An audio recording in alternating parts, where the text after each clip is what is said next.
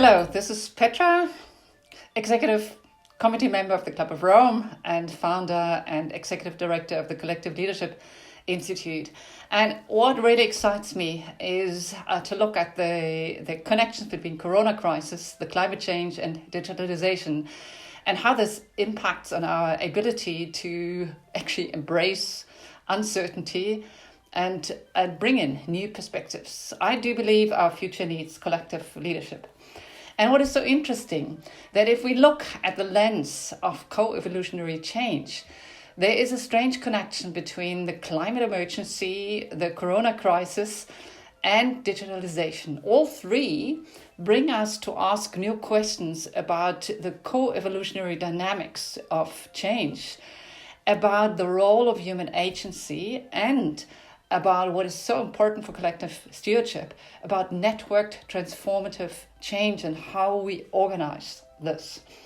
So what is interesting is that all these three features, and digitalization is not necessarily seen as a crisis at the moment. It really helps us to connect. But if we don't steer it in the right direction, it can become a crisis. So all three elements are the result of a human footprint that begins to alter socio-ecological systems. And we tend to call this a new era, the era of the Anthropocene, in which the feedback interactions between human systems and planetary processes are actually pushing systems out of balance. And Corona is the most obvious that we all experience at the moment. But climate emergency is another one that some of us really, really feel and experience, but others tend to ignore. And all of them remind us that humankind is actually globally connected and that we are vulnerable, that we need to reconnect hearts and minds, or how I say, intuition and rationality.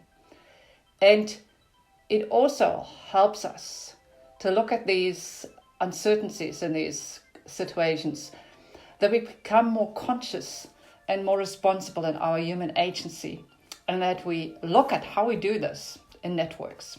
So what has taken us into this situation as we are today? There are many explanations, and this is cutting a long story short, but this is at the core of looking at the world. The machine mindset has led us to a distorted worldview of planet Earth as a disenchanted machine, which we try to control, and it doesn't really work, and which we may or may not able to repair. And if we look at transformations of the future, we need to completely shift that mindset into an aliveness mindset. So that means we see the planet as a living system in which belonging, identity for human beings, but also other beings, and what it means to feel alive is actually guiding our behavior. And nobody has said this so nicely as Joanna Macy. She said, if the world is to be healed through human effort, and that is what we need to do, I am convinced it will be people whose love for this life is even greater than their fear of the future.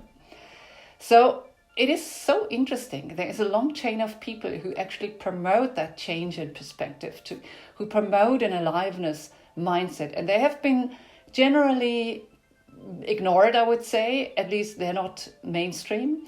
And beyond Joanna Macy, it is, for example, Elizabeth Sahtouris, who wrote a lot about us being part of a complex nested system. Margaret Whitley, who says relationality in life is so crucially important, and we haven't yet begun to understand what this means and what we could learn from that.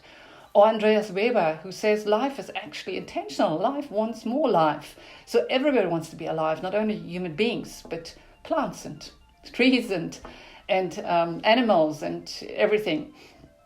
And also the late Jane Jacobs, an architect, who says there are so many similarities between life processes and economic development that have been quite a lot ignored. And Christopher Alexander, another architect, very interesting writing, who speaks about the pattern, the relational pattern that in a space that actually co-create a feeling of harmony, and that determine the degree of aliveness in a particular created space. or Janine Benyus, who's known for her biomimicry approach, who would be asking, what can we actually learn from nature about everyday inventing? Or Evelyn Fox Keller, who says love, power and insight and science belong together. So it's not just rationality that's going to take us into a scientific future.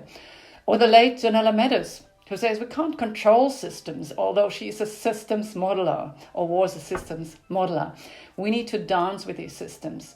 Or James Lovelock, who actually developed the Gaia theory and says the planet is an integrated whole. Or the late Polly Higgins, who is known for her fight against ecocide and says unlimited growth is actually the cause of ecocide. And there are so many more people who have been writing books and people who are known, academics and non-academics, that actually promote an aliveness mindset. So the issue is the future requires us to play a role in putting this aliveness mindset at center stage. So it is about understanding what gives life to systems, natural systems, social systems, economic systems, and it's paramount in order to overcome the crisis that we have in the climate emergency and in the corona pandemic, but also to humanize digitalization and work towards well-being of people and well-being of the planet. I've been writing a lot about this in a report to the Club of Rome in the year 2019 with the title Steering Sustainability Transformations. And what I defined and brought in is to say we need to start talking about systems aliveness. And it is the capability of small and larger systems to gain resilience, to regenerate, so that they can maintain their vitality and mutual consistency in collaboration and in interaction with other systems. So what does it mean for us personally? And that is so interesting because we need to connect that to our personal level. So have you ever felt just at ease by sitting in a beautiful place like this lake? It's close to my home. And honestly, these are two deer who actually went for a swim. You can't believe it, but they did it. And so that's something nourishing our energy. Or have you ever entered a building, this is the Sistine Chapel, and felt awfully overwhelmed by the uplifting energy of the space? Or have you ever been just close to people and felt, this is really nourishing my energy? We feel this so much at the moment with the corona pandemic and the lockdowns, where we miss that human energy and the listening to each other that Skype and Zoom and telephone cannot really substitute for. Or have you ever felt the joy of being part of a positive change, a forceful change? So where you felt energized, being in a team, doing something together, organizing, initiating something, and really felt this is like feeling alive. So it is so interesting, understanding what gives life to us personally, guides us into understanding what gives life to social ecological systems. So this must become a guiding force for approaching the large systems change that we so desperately need. And all we need to do is we need to learn to collectively steward that systems aliveness from smaller to larger systems. So that is the core task, that we learn to steward conditions for this very relational, interwoven social, economic and ecological patterns that enhance aliveness in ourselves, in our teams, families, communities, cities, organizations, societies, and the global system. So that means we need to be with each other in a different way and work with each other in a different way. And we need to collaborate much more and generate the fun that actually a good collaboration can bring. So what would this mean to bring this aliveness mindset into the way we work with each other? So some of you may know I developed the Collective Leadership Compass, which is a kind of meta guidance on creating aliveness in systems, in small systems, within a person, in collaboratives, but also in large systems change. But if we take that on the collaborative level, then the big question is, if we really want to have a quality collaboration, we need to ask, what will we do that invigorates people to shape the future collectively? And who needs to be part of that collaboration ecosystem that we need to build? How do we engage people? How do we engage their hearts and minds, their visions? And how do we appreciate what already exists in terms of innovative approaches and take that on instead of doing something completely competitive? And how do we touch people's hearts and minds and create meaning?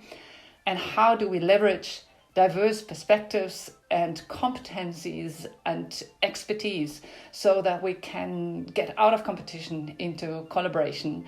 And how do we contribute to a larger story and deliver our complementary contributions to whatever we want to do, to rescue, to maintain, to change? So the result of finding responses to these questions is aliveness in human collaboration systems. And whoever wants to kind of have a little bit more a look into this, there is a free access online tool available that you see up there, and it probably can be noted down. So check it out. It's all there and it's freely available, and it helps people to improve the quality of collaboration and bring aliveness into collaboration. But what does this mean? On a larger scale, what does an aliveness mindset require when we want to organize our societies? I believe we need to strengthen and align our approaches to steward aliveness at all levels of our societies, and we need to do those collectively. That is extremely important. So again, around the collective leadership compass, you can create responses to fundamental questions that give you a gateway into a roadmap into systems aliveness. So the first question is, how do we embed narratives of care and human and planetary well-being in our economic paradigms and also in our societal institutions? Because that is a quite an interesting impact that Corona at the moment has. These questions are really being asked, but we need to kind of expand on these questions and think about that. What are future narratives, aliveness mindset narratives that help us in a different future? And how to strengthen global societal structures that empower people to contribute to thriving economic activities. So what's the purpose of business, and how can businesses contribute to societal wealth in the sense of well-being and not in the sense of the wealth of just a few and not the others?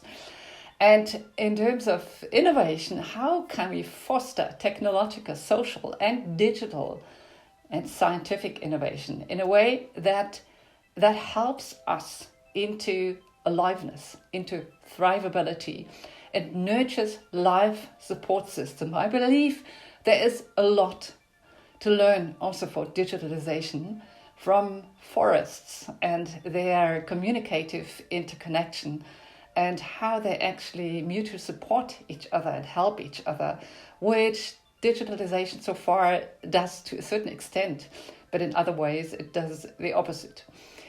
And we need to ask, how do we measure societal progress and economic results in relation to the collective value for people and planet? At the moment, we're measuring mainly GDP. And so we're measuring something that takes us into more and more crises, because what gets measured gets improved. And so we're improving the wrong thing. We're improving only the growth strategy and measure not what is really, really important for societal and planetary well-being. So, and we also need to look at co-constructing enlivening participatory governance mechanisms. Democracy is a good way and it needs to be improved. We need to have governance mechanisms at many levels for common good issues, for sustainable value chains, for water management, etc. And we need to strengthen our regulations and further our resource allocations, create incentives for resource allocations that safeguard human well-being and the planetary life support system. So in that way, we need collective stewardship. It is an aliveness mindset. It is the proactive and the collaborative engagement for a thriving future by many complementary actors. And it honors the world as an interconnected system. And most of all, we need to anchor that collective stewardship in a responsibility for safeguarding planetary and human well-being at all levels of our global society. So with that, I thank you very much for your attention.